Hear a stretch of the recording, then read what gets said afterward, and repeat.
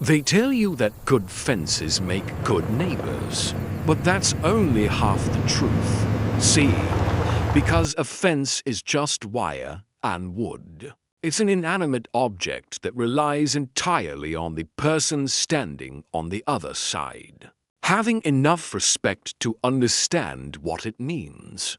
But when you're dealing with the kind of folks who think the world is just a stage built for their personal performance, a fence isn't a boundary. It's a suggestion, a minor inconvenience to be negotiated with a lawyer or ignored entirely. My name is Caleb Thorne. I'm a retired structural engineer, 52 years old. And I spent 30 of those years building bridges and skyscrapers in cities that never sleep, inhaling smog and listening to the constant, grinding hum of traffic. So when I finally cashed out my 401k and bought these 60 acres of pecan orchards in East Texas, down in the bottoms where the soil is black as coffee grounds and the air smells like damp pine and river water, I wasn't just buying land. I was buying the silence. I was buying the right to sit on my porch at 6 in the morning with a mug of chicory coffee and hear absolutely nothing but the wind rattling, the dry leaves, and the distant call of the morning dove. That silence is expensive. It costs you years of your life working jobs you hate. It costs you sweat and backaches fixing fences and clearing brush. So when someone decides to steal it from you, it feels less like a nuisance and more like a robbery. And the thief in my case was a woman named Victoria St. James, a real estate developer with teeth white enough to blind you and a G-Wagon. That cost more than my first house. Victoria was the driving force behind Sovereign Glades, a new luxury development that had popped up on the ridge overlooking my valley like a bad rash.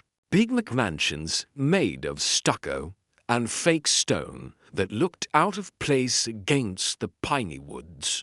And the problem wasn't the houses, it was the geography. See, to get to the main highway from her shiny new gates, her potential buyers had to drive 10 miles around the oxbow of the river. A 20-minute detour that ruined the accessibility selling point of her brochures. But there was a shortcut, an old logging road that cut right through the heart of my pecan grove. A road that was deeded to me, maintained by me, and marked clearly as private property on every county map since 1955. The first time I saw her, I was out checking the irrigation lines on the South 40, enjoying the morning mist when I heard it. Not the low rumble of a tractor or the clatter of a pickup, but the high-pitched whine of a twin-turbo V8 being pushed to hard. And then I saw that matte black G-Wagon crest the hill, kicking up a rooster tail of my topsoil, swerving between my prize-winning Stewart pecan trees like she was running a rally course. I stood there, wrench in hand, watching as she blew past me doing at least 50, the dust cloud choking out the morning sun, covering my freshly watered saplings in a layer of grit. And I remember thinking that surely this was a mistake. Surely someone was lost. Because nobody in their right mind drives through a working orchard with that kind of arrogance, unless they're running from the law or rushing to a hospital. I flagged her down 2 days later. I parked my old Ford F-50 across the narrowest part of the track so she had to stop. And she rolled down that tinted window just enough to slide her sunglasses down her nose. looking at me like I was the one inconveniencing her, like I was a pothole that had suddenly grown legs and started talking. "Ma'am," I said, keeping my voice level, "the way you talk to a spooked horse, you're on private property. This is a working farm, not a thoroughfare, and you're tearing up my road." And she just smiled that tight, plastic smile and said, "Oh, don't be dramatic. I'm Victoria St. James. I'm showing the estate lots up at the Glades. And this route is essential for the rustic approach experience we're selling. Besides, my lawyers have looked at the survey. There's a historical access easement here. So if you could just move that rust bucket. I have clients waiting."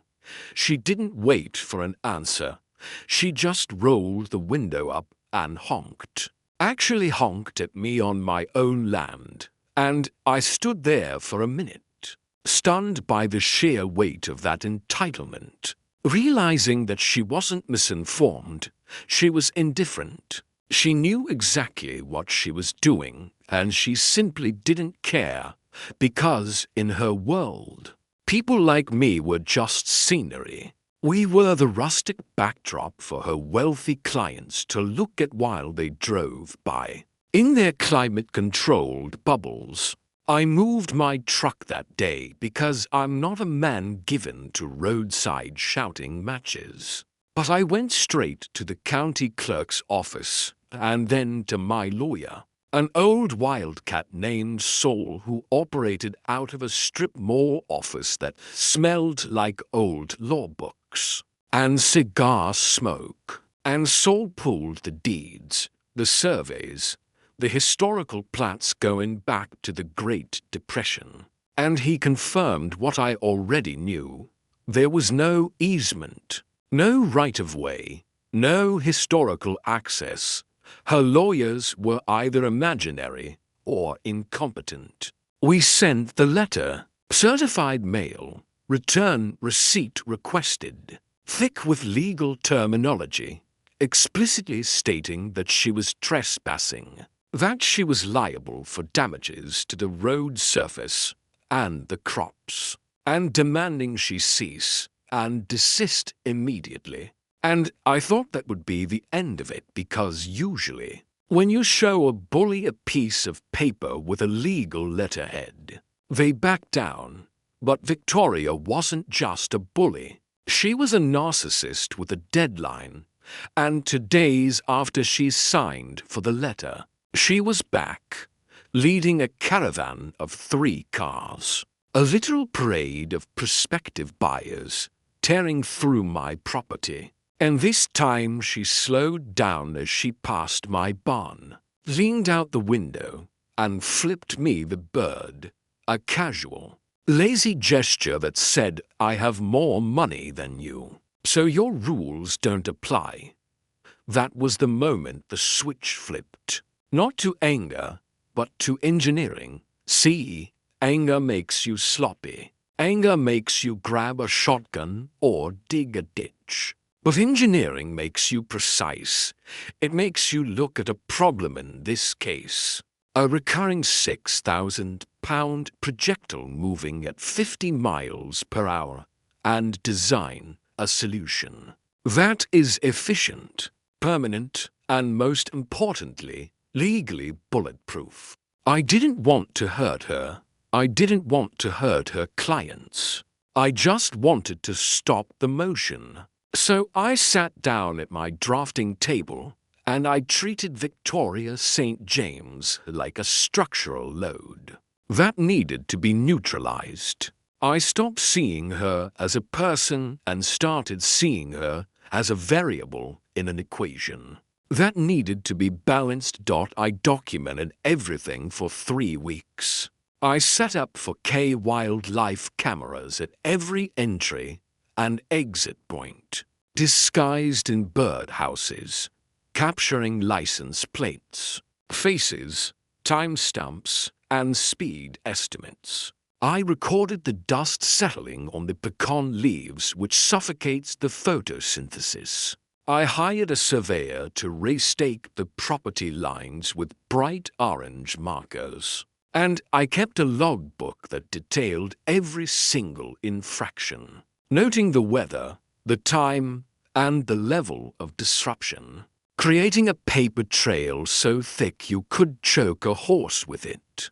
I went to the sheriff, a man named Miller who had been policing this county since before the internet, and I laid it all out on his desk. The videos, the logs, the ignored letters, and Miller looked at me with tired eyes and said, "Caleb, I can go talk to her. I can write her a ticket, but folks like this, they treat fines like the cost of doing business, unless I catch her in the act. My hands are tied until you get a court order, and that civil court docket is backed up 6 months. I don't need you to arrest her yet, Sheriff," I told him, sliding a schematic across his desk. "I just need you to sign off on this.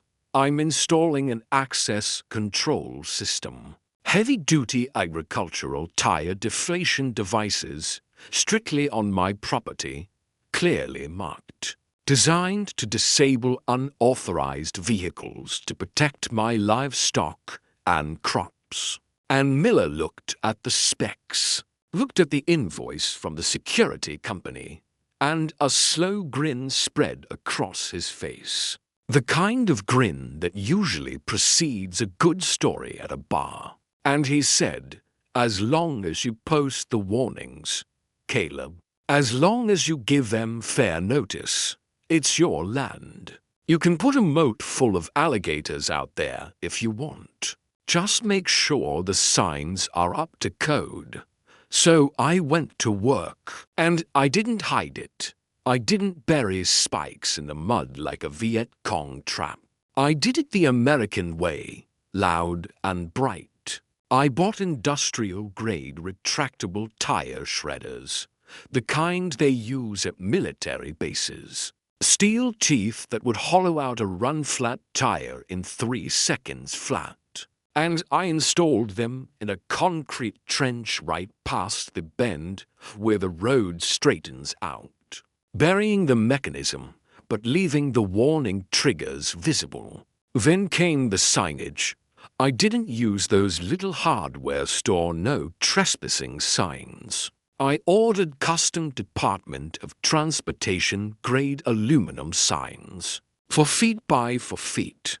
Bright neon yellow with reflective diamond grade borders. And the text was simple: private property, automated tire deflation devices in use. Severe tire damage will occur.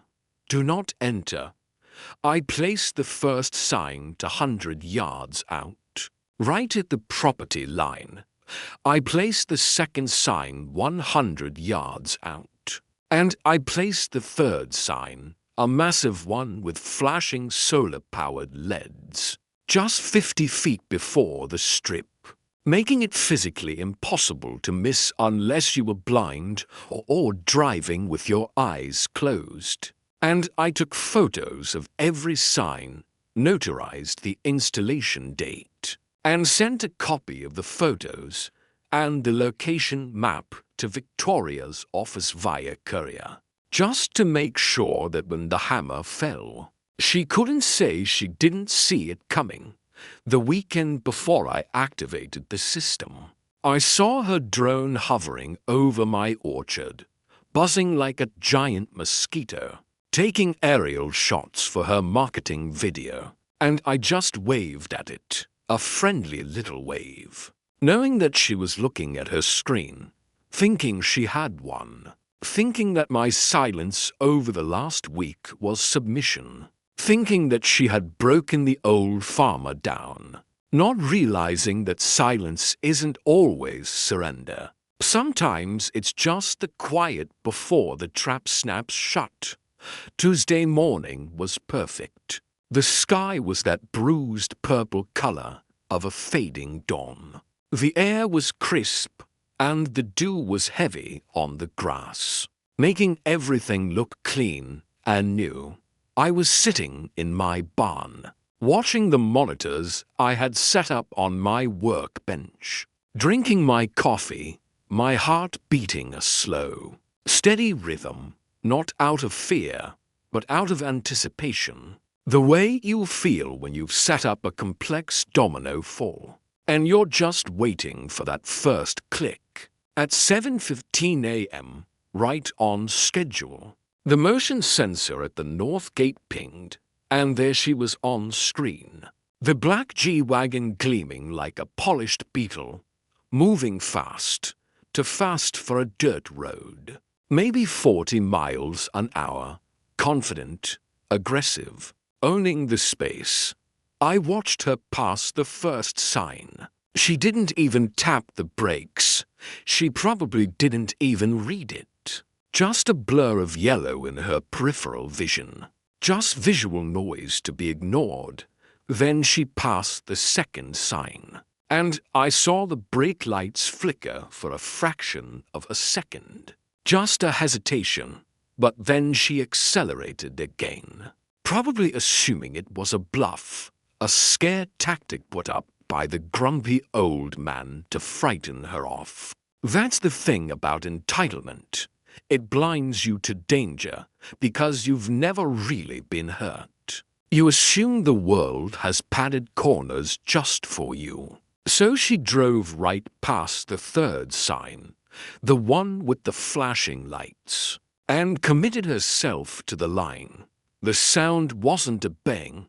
It was more of a violent, metallic thunk followed immediately by a hiss that sounded like a steam locomotive dumping pressure.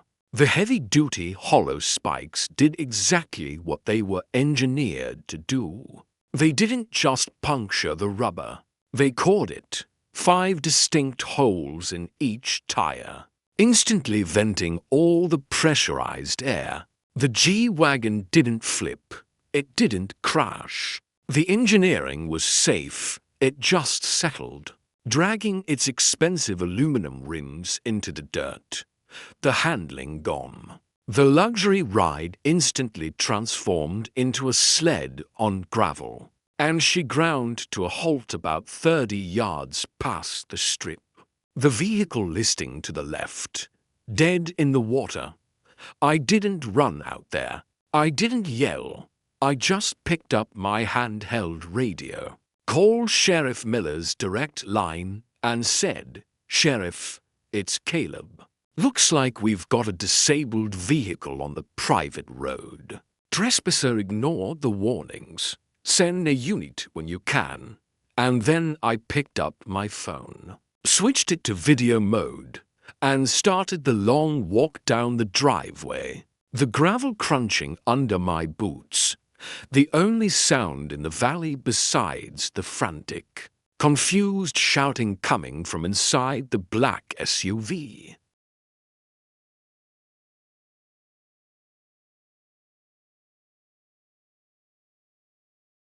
By the time I reached the vehicle, Victoria was already out, storming around the G-Wagon like a hornet whose nest had been kicked, her high heels sinking into the soft mud of the road shoulder.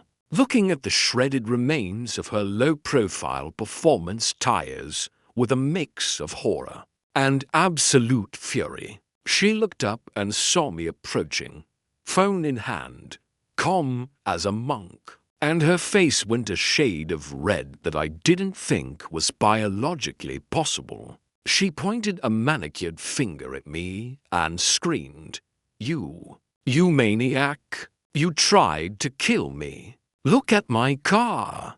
I'm going to have you arrested.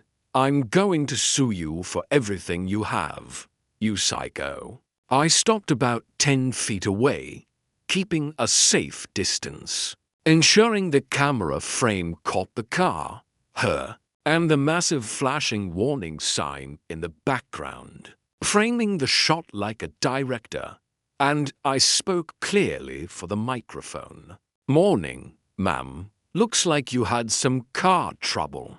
Did you not see the 3 warning signs designating this as a restricted access road? With tire deflation devices? Those are illegal. She shrieked, kicking the dirt. You can't put spike strips on a road. This is attempted murder. I have a client meeting in 20 minutes. Do you know how much this car costs? It's $150,000. You're finished, old man. You are absolutely finished. She pulled out her phone, shaking so bad she almost dropped it, and dialed 911, screaming at the operator that she was being held hostage by a lunatic with a weapon, spinning a tale so wild I almost laughed, claiming I had ambushed her, that I had thrown spikes under her wheels, lying with the ease of someone who has never been fact-checked in her life. I just stood there, leaning against a fence post, listening to the wind in the pecan trees, waiting for the inevitable rival of reality, which came about 10 minutes later in the form of Sheriff Miller's cruiser, rolling slow down the lane, lights flashing but no siren. Just a blue strobe cutting through the morning light. Miller stepped out, hitching up his belt, his hat pulled low, and walked over with the heavy, deliberate gait of a man who hates paperwork. He looked at the G-Wagon, looked at the shredded tires, looked at the flashing sign that was still blinking warning, and then looked at Victoria, who was rushing towards him, babbling about assault and damages. "Sheriff, arrest him," she yelled, grabbing Miller's arm, which was a mistake because Miller gently but firmly removed her hand. "He destroyed my property. He put traps in the road." "Ma'am, calm down," Miller said, his voice deep and gravelly. "I need to see your license and registration, and I need you to explain why you are on Mr. Thorne's private property." After being served a formal trespass notice, she froze, blinking, her brain trying to process the fact that the script wasn't being followed. "We have an easement," she stammered, falling back on the lie. "It's a civil matter. He damaged my car. That's criminal mischief." Miller pulled a folded piece of paper from his pocket. "Actually, ma'am, Mr. Thorne provided us with the deed and survey last week. There is no easement, and he notified our office of the installation of these security devices, along with photographic proof of the warning signage, which I can see clearly from here." Miller walked over to the tire strip, nudged the warning sign with his boot, and turned back to her. "You passed 3 signs, Mum. State law says a property owner can protect their land from vehicular trespass, as long as the measures are non-lethal and clearly marked. You ignored the warnings.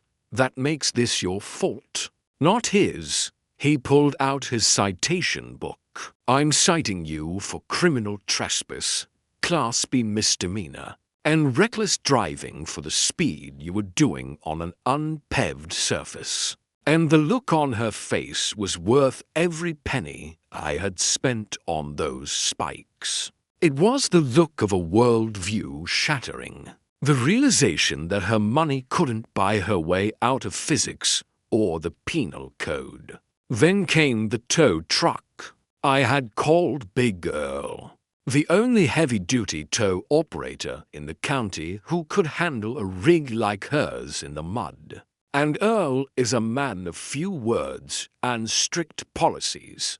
He hooked up the G-Wagon, dragging it up onto the flatbed with a screech of metal on metal that made Victoria wince, like she was being physically slapped. When it was loaded, Earl wiped his grease-stained hands on a rag and walked over to her. That'll be $650 for the recovery, plus mileage. Payment up front for out-of-county plates. She sneered at him and slapped a sleek black American Express card into his hand. "Just take it," she snapped, turning her back. But Earl ran it through his portable reader, waited a second, and shook his head. Declined. She spun around. "That's impossible. Run it again." So he did. "Declined again, Mum," says call issuer. She turned pale, fumbling for another card. "A Visa this time. Declined," Earl said, looking bored. "You got cash? Or maybe a check? Otherwise, the truck don't move, and I start charging storage fees right here on the road." It turns out, and we found this out later through the grapevine and the court filings, that Victoria's Sovereign Glades development was a house of cards. She had been leveraging funds illegally, moving money between accounts to cover debts, and the investors had frozen her assets that very morning. The timing was just cosmic justice. A coincidence so perfect you couldn't write it in a movie. She ended up having to call her assistant to drive out and pay Earl with a personal debit card. And she rode away in the passenger seat of her assistant's Honda Civic, leaving her ruined G-Wagon on the back of a flatbed. Watching her empire crumble through a dusty window, the aftermath was messy but satisfying. She tried to sue me, of course, filing a lawsuit for emotional distress and vehicle damage. But Saul, my lawyer, was ready. We filed a countersuit for the cost of the gate repairs, the road grading, the lost irrigation water, and punitive damages for the harassment. Because her finances were under scrutiny by the investors, the discovery phase of the lawsuit cracked her books wide open, revealing that she had been using HOA pre-sale deposits to fund her lifestyle, including the lease on that G-Wagon, which led to a fraud investigation by the state attorney general. The lawsuit against me was dismissed with prejudice. The judge actually laughed when he saw the photos of the warning signs, asking her lawyer, "Counsel, does your client typically drive blindfolded? Or does she just believe she is immune to literacy?" I was awarded legal fees and damages,